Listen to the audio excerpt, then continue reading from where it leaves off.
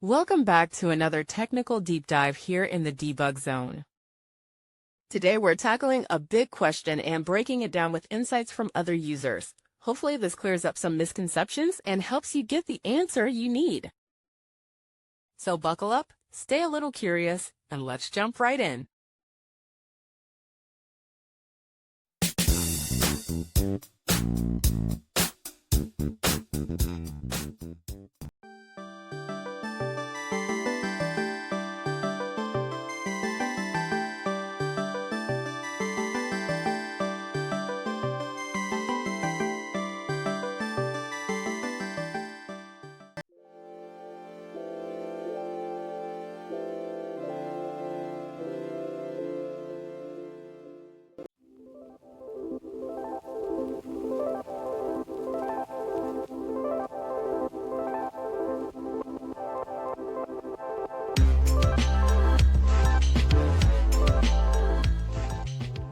And that's a wrap.